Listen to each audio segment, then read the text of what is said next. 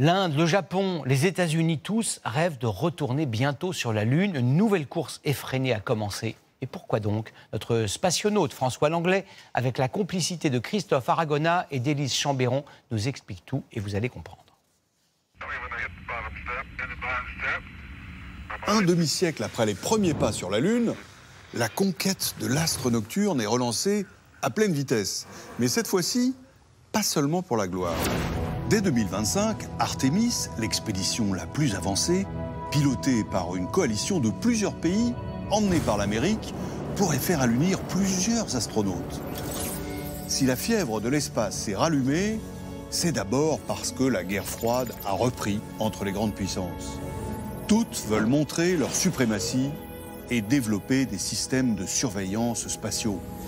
C'est aussi parce que le prix des technologies s'est effondré. Dans un simple téléphone d'aujourd'hui, il y a une puissance de calcul 100 000 fois supérieure à celle de l'ordinateur qui avait fait allunir Neil Armstrong en 1969. Le lanceur réutilisable, inventé par Elon Musk, a permis de diviser par 20 le coût du transport. Et, à peine croyable, l'envoi d'un robot indien en août dernier n'a coûté que 70 millions d'euros, le prix de 10 km d'autoroute. Mais ce sont les futures exploitations lunaires qui font saliver les investisseurs.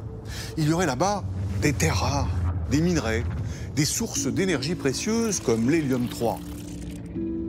D'où l'idée d'installer des colonies humaines avec de véritables bases-vie.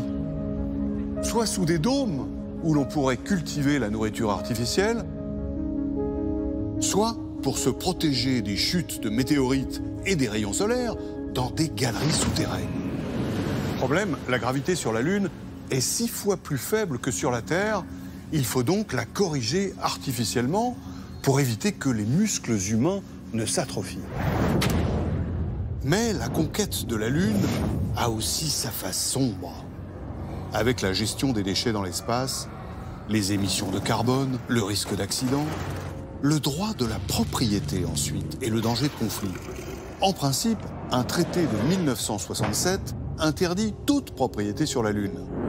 Mais Donald Trump, lorsqu'il était à la Maison-Blanche, avait fait passer des décrets attribuant aux exploitants privés les ressources du sol.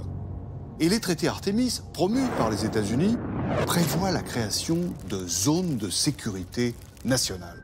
D'où la course effrénée que se livrent l'Inde, la Chine, les États-Unis pour allunir dans l'endroit réputé le plus habitable de la Lune, le pôle Sud.